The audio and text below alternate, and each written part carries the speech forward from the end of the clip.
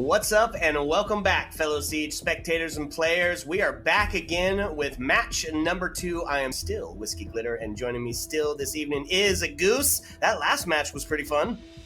Yeah, that was a very close one, but eventually it's Makers that continued on to go completely flawless.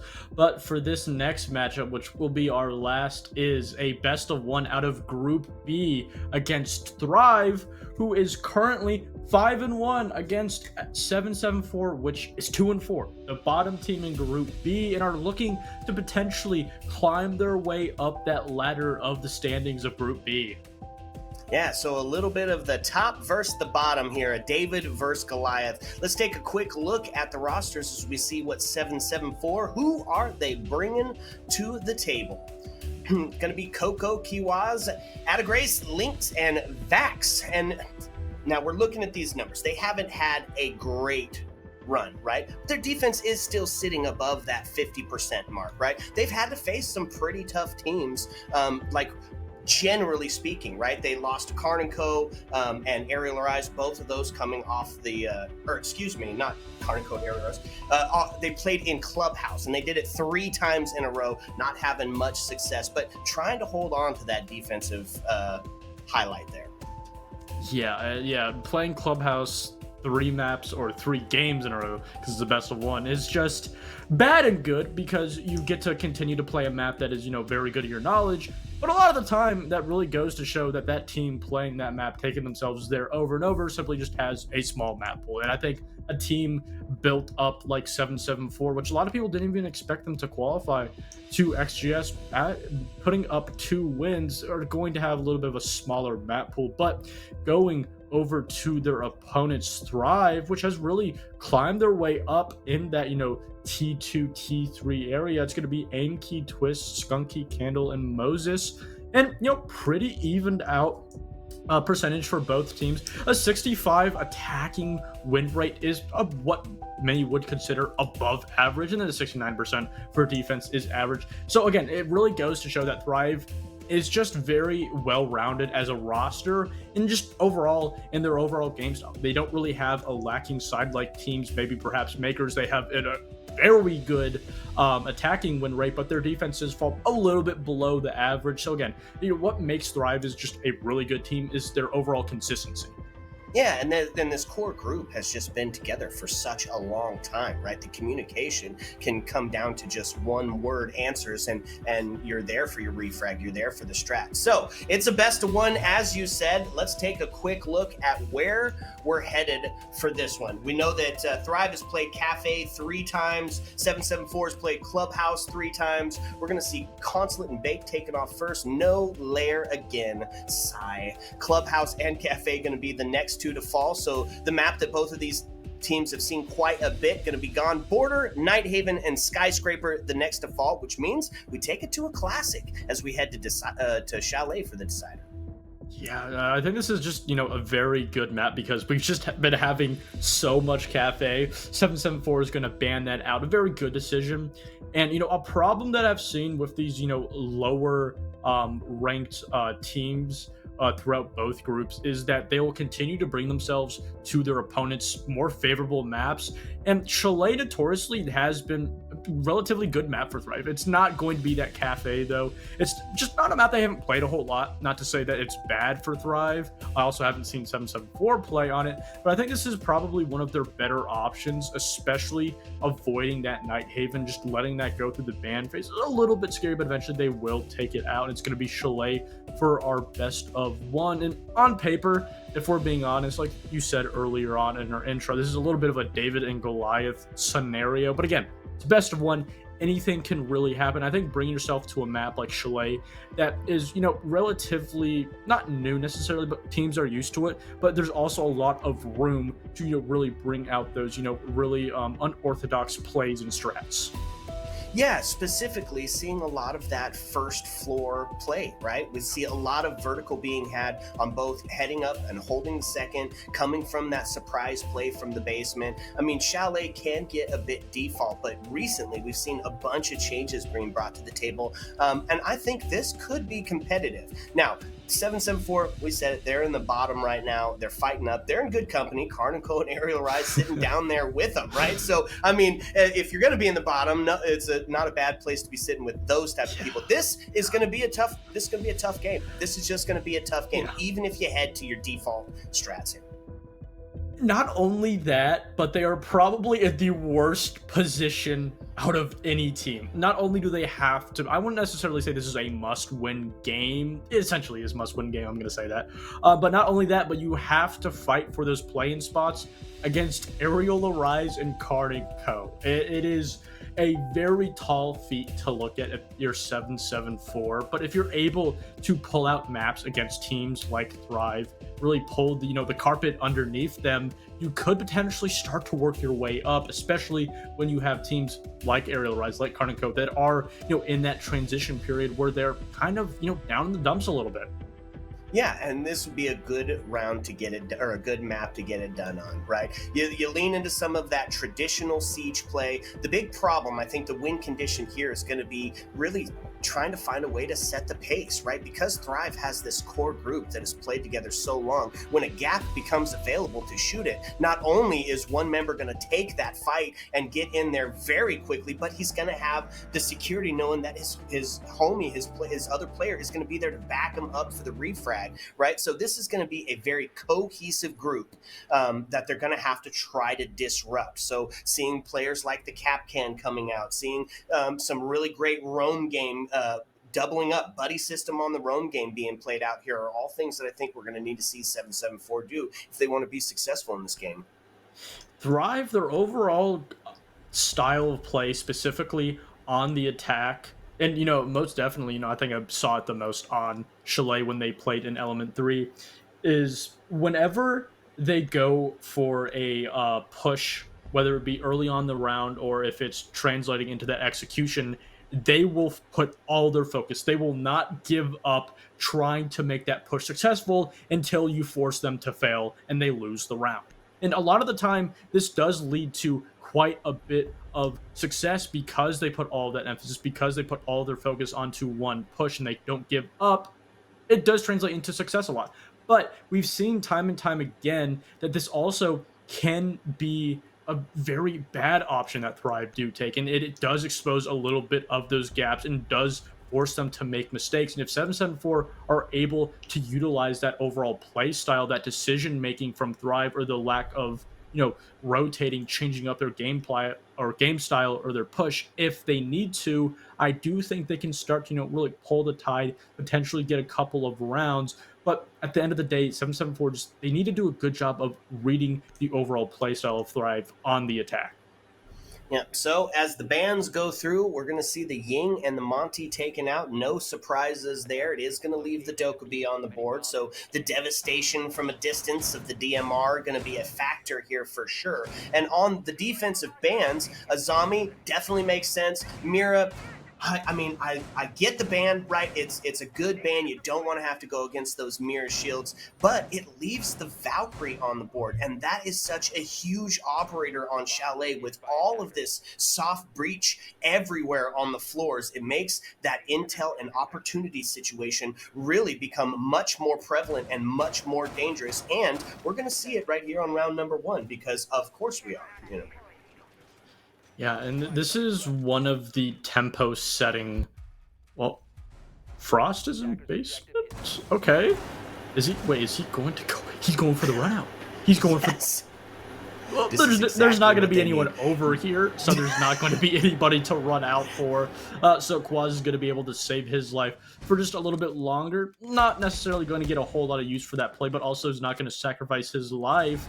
Disgrace, though, does take a little bit of damage. As I spoke about before, this top floor bomb site, it requires a lot of attention very early on. It's also one of those sites where you can essentially just play that top floor. You don't have to worry about that first floor a whole lot. Obviously, you do want to be able to work and maybe perhaps get some vertical set up from below, push out those defined positions from the defense. But if you can look at the overall icons of the 774 players, they do seem to have a very hard and definitive hold on this first floor over by Kitchen.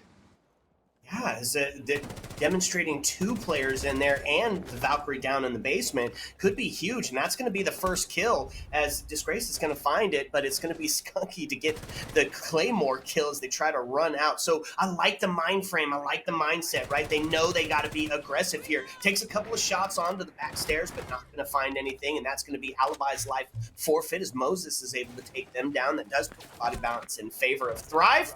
They find it's equalized almost immediately as Coco is able to find that kill. Where did he get that? That was down from the basement. Was that a run out? Yep, that was. And Skunky able to clean that back up as they get back in. So I like the idea, right? I like that they're getting aggressive, that they know they need to get those early picks. Didn't quite pay off here as they're down and sitting in the body deficit.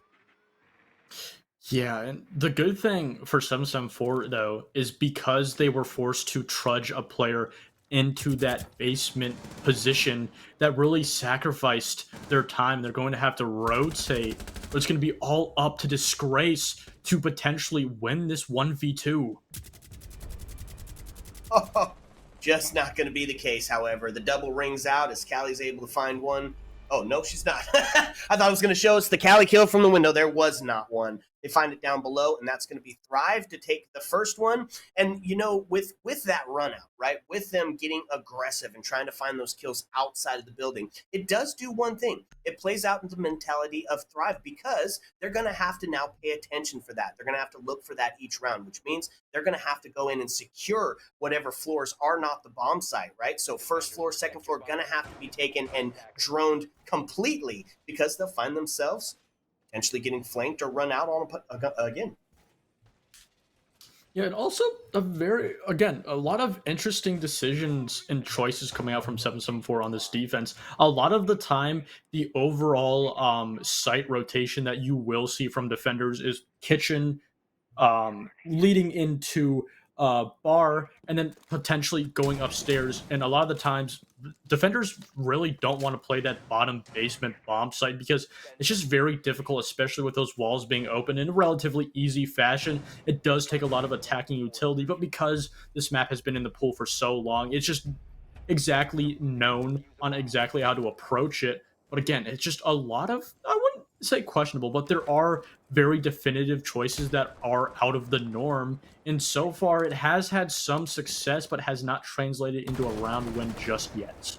Yeah, basement. We can call it solved, right? There's so many ways to approach it. Trench, lobby, the garage, the snowmobiles, down any of the stairs, blues, main. There's just a ton of ways to approach it. So when your initial attack doesn't start to work, there's plenty of options to go through afterwards. Now, does get on drone, try to take a quick pre-fire, but does get out of the way and save themselves to play another part of the round. First one going to be taken down, though. It's going to be the shotgun kill onto Moses, but immediately traded out as we find ourselves into a 4-4 here. Do still have Vigil playing up on the second floor there, and I like the Boss G. I think it's fun. It's not very economical in a 1vx situation or when you need more bullets because the other team is going to be frag heavy. So it's either going to be a hero or zero play here as the Twitch starts to put some pressure on them.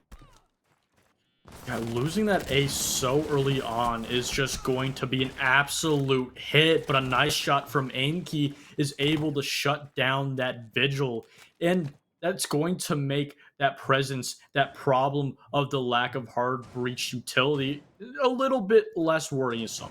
You're going to be able to work with that extra man advantage, especially now that you've had a player rotate up from that basement into this bar position. They know exactly where he is. They're continuing to get these pings, and Linux could slowly lose his life as they're starting to cut up onto him.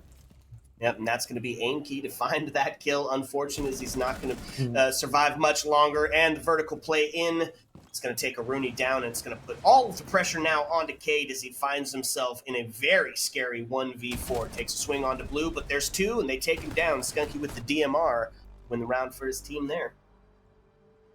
Yeah, a lot of questionable decisions, and I don't necessarily like to say that when teams make a decision on the defense that it is wrong because you can play Siege in so many different ways. The current meta is so fluid that you can really play any way, and there is a chance for it to have some success. But right now, especially the way that they have so many strangling roamers that are essentially just isolated on purpose, is allowing Thrive just really pick them off one by one, and what are time and time again 1v2 situations. And it's just, in my opinion, 774 putting themselves in a very uncomfortable position when they don't really need to. In my opinion, they're trying to do too much too quickly. And sure, like the first round, we saw they were able to get a couple of picks off those aggressive isolated plays, but because they were isolated, Thrive were easily able to trade them back. And I think taking that emphasis of trying to get those aggressive plays, but maybe having a little bit more player support, maybe some intel support behind that could help them just a little bit. Yep, agreed. So, gonna take it a little bit different here. We're gonna see the Lord himself, as the Chonka is gonna be here to be a power potential anchor. Although he's sitting up on the 2F area, looking for a spawn peak with Tachanka. This is a bit of a weird strat, Goose. If it pays off, they're heroes. If not, well, then obviously, you know. I like it though. It's bold. You know what? I agree. I do think if you're going to make decisions, oh my god, Candle just finding Vax.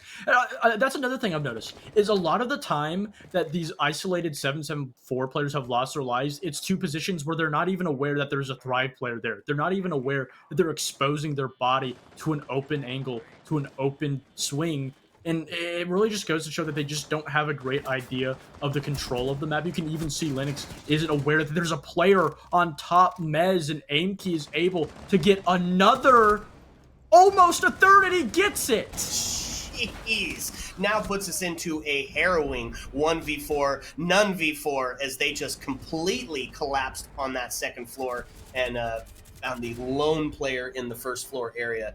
Easy peasy, both lemon and squeezy for Thrive, as they take both of those rounds, or all three of those rounds, very definitively.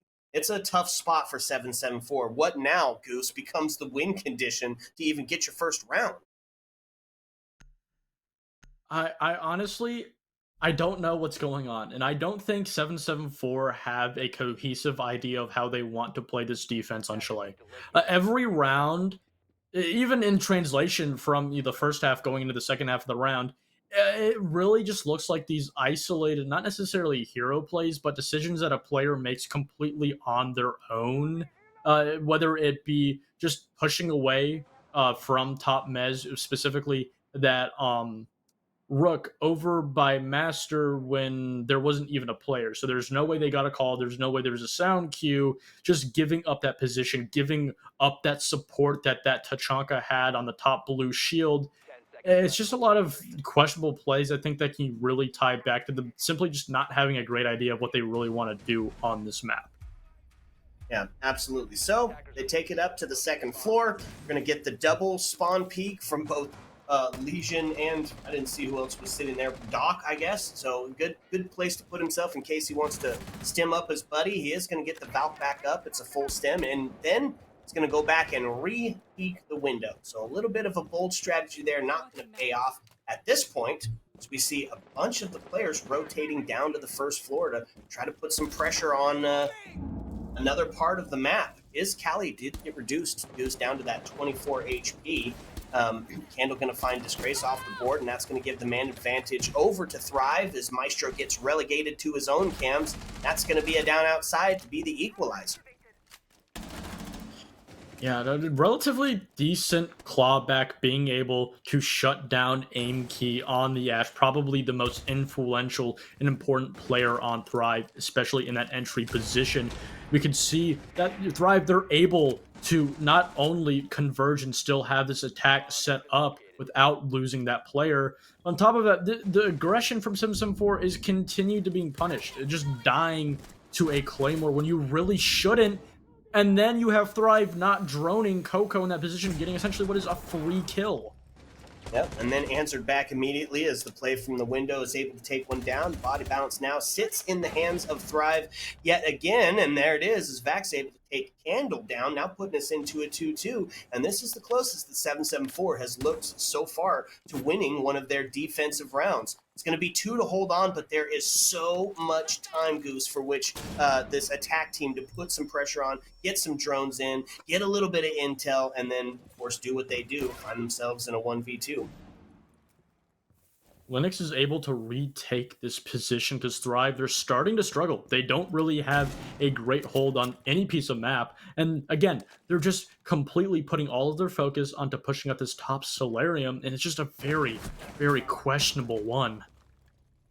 Yeah, and that's going to get Vax on the double kill as he takes the head off of Moses here. Now puts us into that 2v1 we were talking about. A little bit of pressure here, and it's a low health Callie, and she's got the long range gun. So a lot of that sight, or a lot of the nothing, a lot of nothing as Vax going to get himself on the triple as he takes Skunky down. Yeah, and it really goes back to my main point that I made going into this map is that Thrive, they will focus on one point. They will have their mindset on a push and not stop pushing it until just like that round, they lost. Their main focus was a primary push onto that Solarium position, trying to get that wall open, apply a split pressure. And then once they started to lose players, you can see in that 2v2, they were potentially looking at to rotate. They even had the time to do it, but they continued to just hit their head on that brick wall, and eventually the wall beat them. And I think, this is exactly what I said. That's scenarios where 774, they have an opportunity to punish Thrive for just being too relentless on just picking a different push. Like if it's not working, especially with a plethora of time in a relatively even man count in a 2v2 situation, you can rotate. You can change up your push. You can change up your game plan for that round, but it's notoriously what Thrive has refused to do. Okay, so 774 finds themselves a win off the back of a 2v2. A bit of momentum, hopefully, to start to push into their corner here. It's two more rounds before the half, before they get to see what they're going to bring out for their attack, and they're going to go for a little bit of that same aggression, and it's going to work this time. Coco to take Candle down, but he's going to stay there. He's bold. He's got the hubris. Not going to be able to be refragged, so that is a free one for 774 as their first spawn peak finally pays off in 4 rounds. Third round they tried that. You know what they say? The third time's the charm. And that's a pick that you probably shouldn't be giving away. And I think this is a great opening for 774 and potentially another one. But as I say that, Coco is just playing completely alone with no support, no intel whatsoever, swinging double window, and eventually and easily is dealt with. And after that, Disgrace also falls, and you have Linux trying to compensate, trying to retake this position, but it's actually Vax to get the answer back. Yeah, Vax having himself a little bit of a good game here. Puts himself on that 5-3. Still a force to be reckoned with. And Aruni is back up. They find themselves in that 20 HP low scenario. But Frost runs in for whatever reason and finds their life forfeit. Now puts us into a 3-3. Couple of low health scenarios on both sides of the board. So pretty equal here as far as it goes. Still got a whole minute and 40 left on the board, so just a ton of time for this attack team to work with. And that's one of the things about those core rosters, right? When you've been together for so long, a 3-3 could be a good scenario, but that's going to be another kill. Skunky gets taken off the board, and now 774 find themselves in a very advantageous position as both of the other team members are on a very low health situation. Yeah, this is a very favorable position for 774. They need to make sure that they don't give these isolated picks away. Moses is just seconds away from death, and Vax, the huge player, strikes again, and it's all up to Crypt. In a 1v3 now, a 1v2.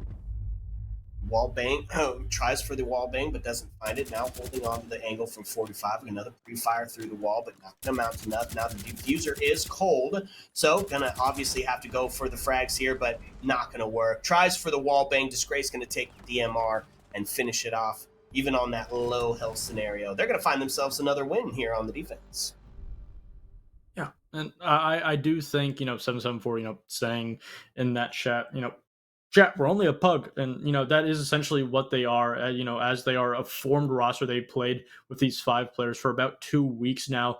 they're still a puck stack. They still haven't had that immense scrim experienced time to scrim at all that Thrive has had. And that's why we're seeing these very unorthodox runouts, spawn peaks work on Thrive because they simply are not expecting it. And I have said this time and time again, it is not a winning formula. I am not going to say this is a winning formula, but every now and again, every couple of rounds, you can get these very aggressive rounds, these spawn peaks, and they will have success because Thrive, they're not used to playing against that. And they're used to, scrimming these higher echelon T2, T1 teams that won't be that aggressive, that won't take those massive risks. And when you take those risks every single round, essentially, eventually it should pay off. In 774, now clawing back after losing 3 rounds, getting 2, have a potential to tie this up going into that attacking half, which is going to be, in theory, very difficult for them.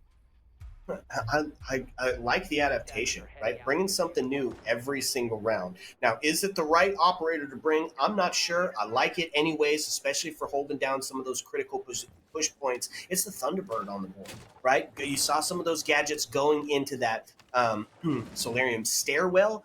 To really hold off that vertical presence that they start to push in. And look at this, a shotgun primed, prepped, and ready. Even though it's open, doesn't necessarily know that he's right there. And this could amount to a good kill here if he's able to pull it off, except not even going to take a peek, not going to risk it, going to put a Claymore down instead and get some intel on why the window is actually open.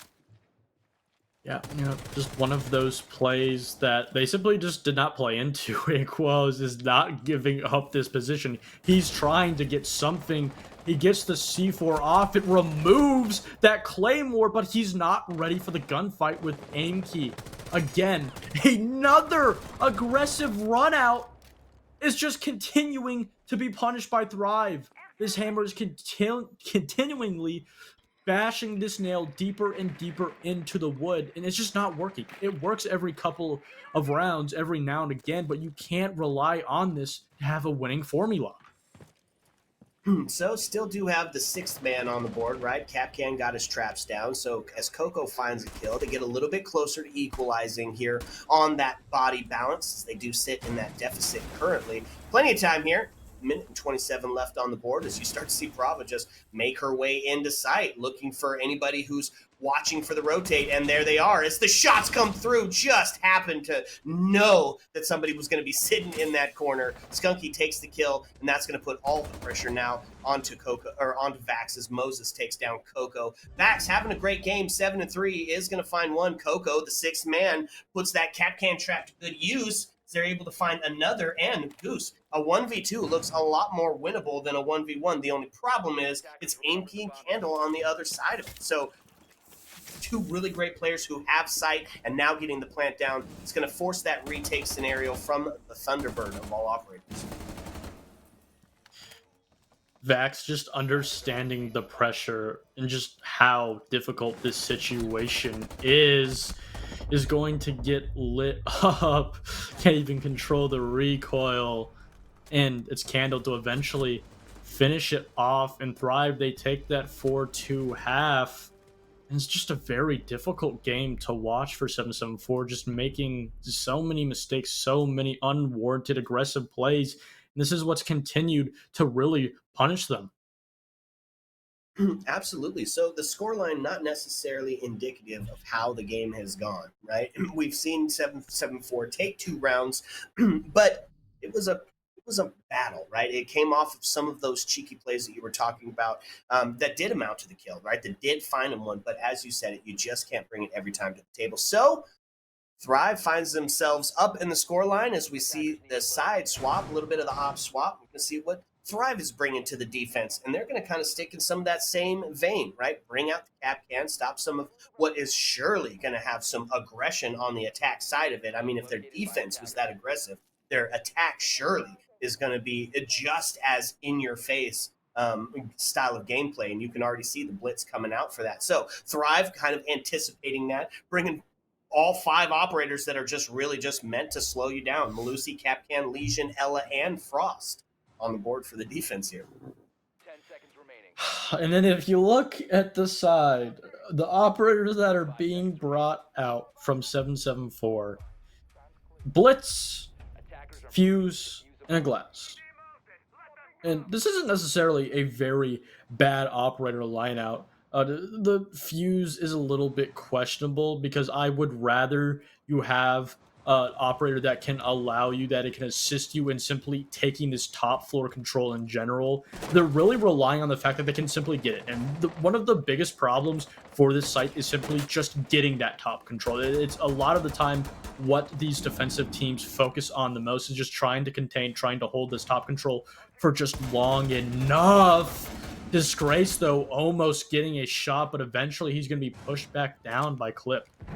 Yeah, and some damage done to him, right? So had the play, had the sight, missed the shot, and then took some damage for it. So a little bit of tough play for the attacking side there. As the Ella's going off, putting some disruption onto the push from the blitz there, and that's going to make that stop, or that push stop in its tracks, as the defense just do an incredible job of just stalling them out, putting that pressure on. That's Ella going to be taken down as Coco able to find the kill, the knife, the down.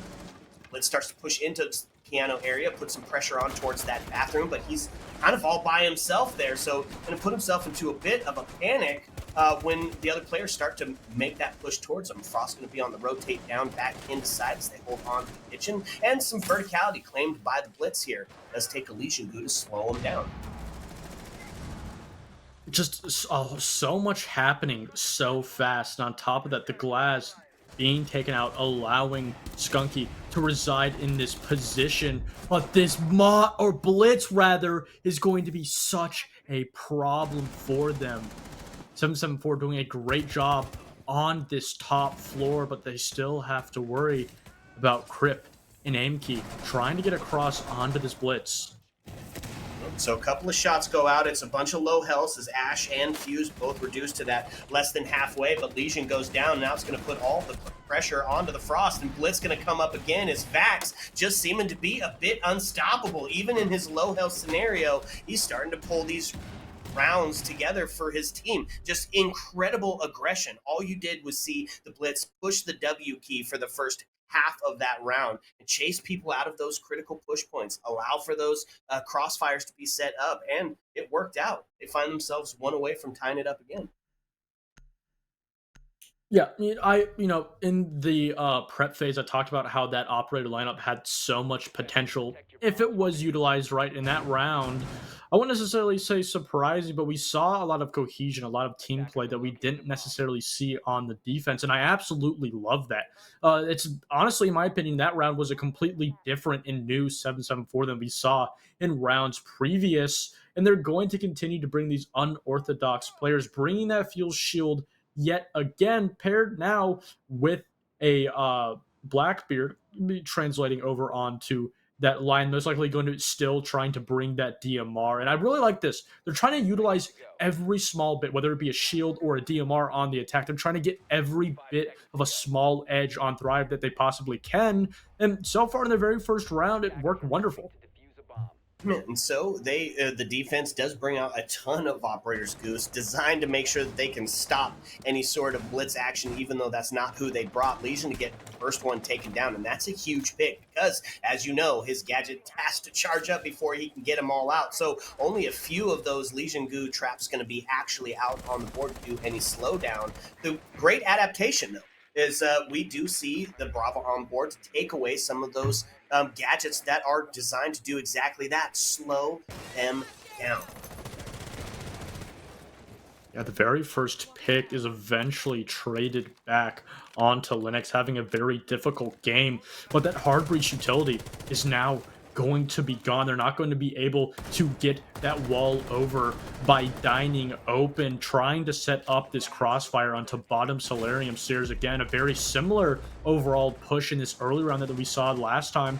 If you can see the overall lineup, the defense, they've relatively fallen off of this top floor, given a lot of respect to 774, but not being able to find an answer after losing Linux, they're going to start to dwindle down that time. They're going to need to find an answer. They're going to need to make a decision very soon.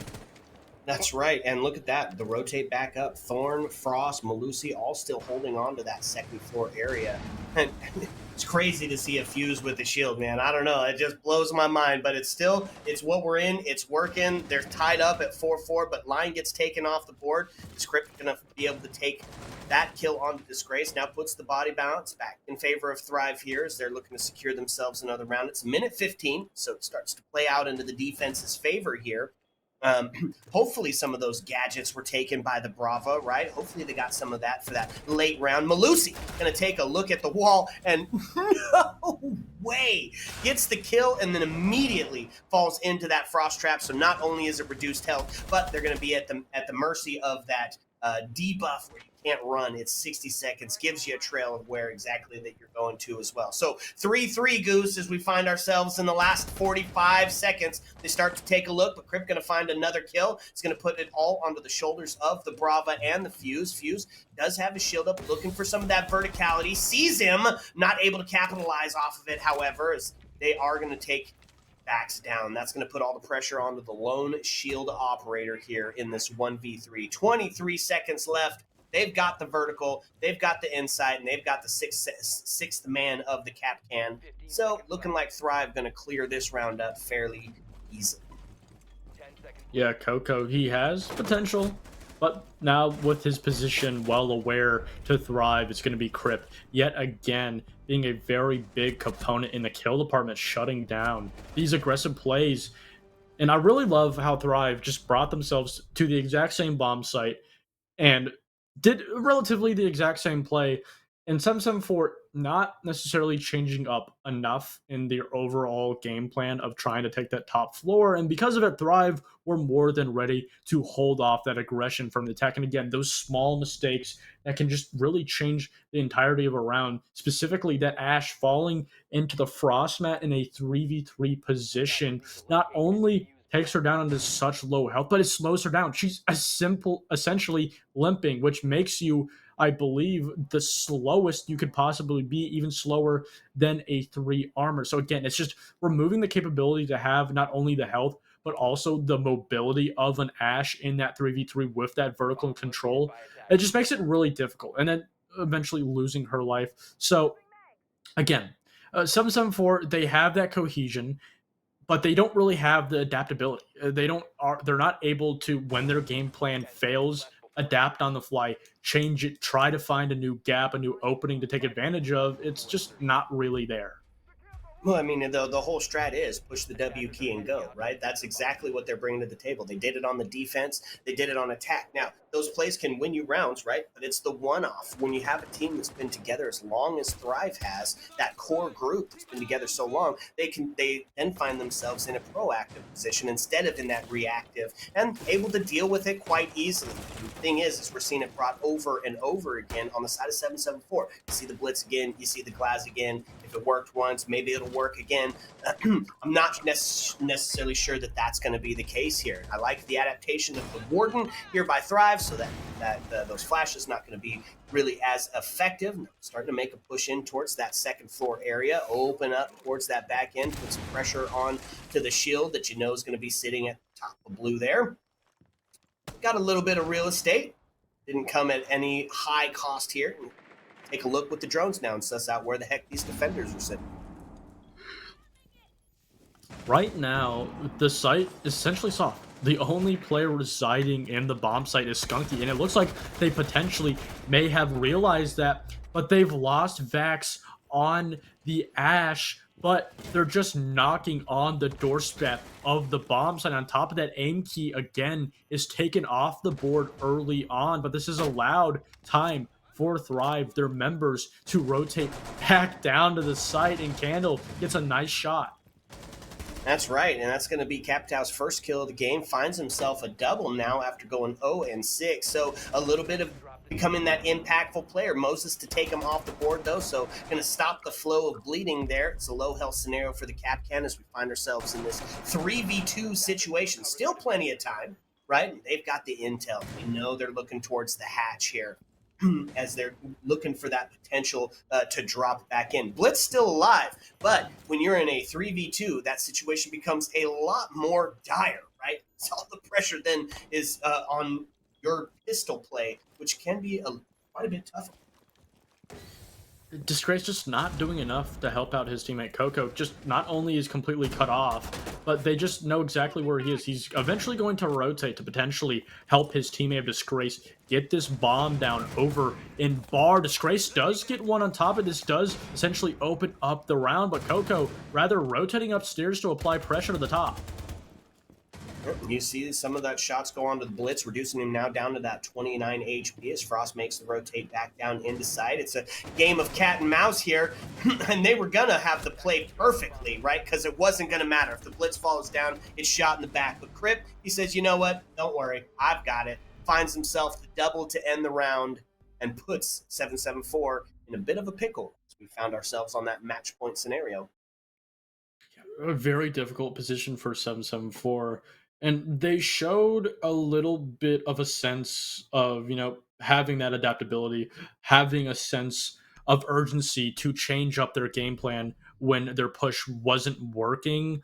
But when they actually did start to change it up, when they did start to change up the push, for example, in that 2v3, when both of the last two 774 attackers were right outside that bar bomb site in bottom fireplace, it simply was too late.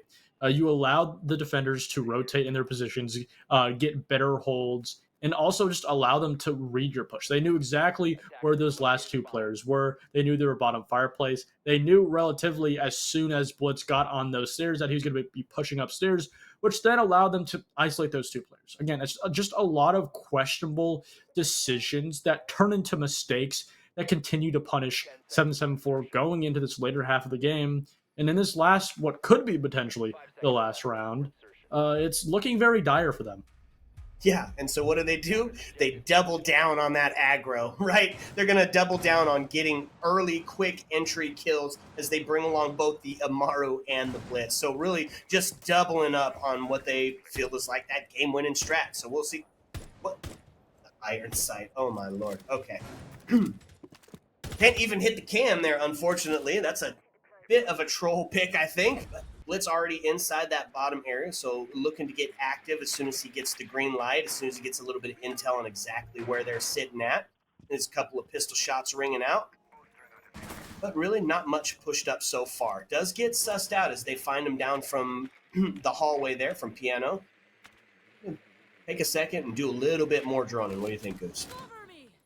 Yeah, and this is questionable because, the overall lineup, if you just especially look at how they formulated their positions over by this top floor, do they all not have sights? Are they all using iron sights? Okay. Well, nonetheless, you could really tell that they tried to set up a very aggressive push, but they just weren't able to. And wow, a free kill for Kiwaz and opens up the round potentially.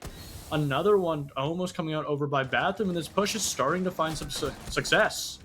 That's all right. Not accounting for the person in Piano, however. Aimkey going to find the kill onto Coco, and that's going to stop the shield play. Put a bit of a stop to that aggression now as they find themselves equalized on the scoreline, looking towards that those bathroom window areas. But nobody there to take that gunfight. Ace on a low health scenario, but still alive. We see Amaro putting some shots in from the fireplace area, not able to find a kill, however, as looks like they've all kind of rotated back towards that 2F area. It's the soft breach as he pulls himself in, looking to kill to top the mez, but going to pay for his hubris as he gets taken down. It's a trade that goes through. That's an absolutely huge play. Puts us into a 3-3. A little bit of a pressure here. Well, not a little bit. It's a lot. You got to win this round to stay in it, and you've only got 53 seconds left with to do so. So flashes start coming in onto Piano. They are going to find the kill onto Aimkey as they put him into a 3v2. 44 left on the board as it starts to take the shots from the long angle. Moses not to be denied, however, as they take the top frag and backs down. Going to put all the pressure onto the Ace and the Lion, holding on to that bathroom area. And they've pretty much got themselves in a tough spot, right? It's low health. They know where you're at. They make the push in. Now all going to be put onto the shoulders of Ace. It's 24 HP, but he turns around for the frost mat and just pays the price. Thrive going to take it. There's no surprises there. Again, and it is just really questionable. It really is questionable. And with that win, I do believe Thrive have locked themselves into that top 3 position now. 6-1 and 7-4. Even if there still is a chance with the math, with the 2 teams above them, they are in a very unlikely scenario to even get into that play-in spot. They did have a semblance of some success there. And again, it was just Thrive, just being that overall more solid and consistent roster. A lot of questionable choices and decisions from 774 eventually led to their downfall. Yeah, absolutely. A valiant attempt, right? A little bit of shenanigans. I love the uber aggression. I love the spawn peaks, but at one point, you got to switch up the strat, right? Yeah. Looking for it. They know it. Thrive's been around the block so many times that yes, you're going to get a round win off of it. Once on attack, once on defense. That's just about guaranteed, but unfortunate, not going to keep playing out. Thrive moving ahead in the standings as they take that 7-3, and man, that's it for us, right? Our two games over and done with, but not going to be done for Xenon. We're bringing some more back at you, so sit back, relax. When we come back, it'll be another map.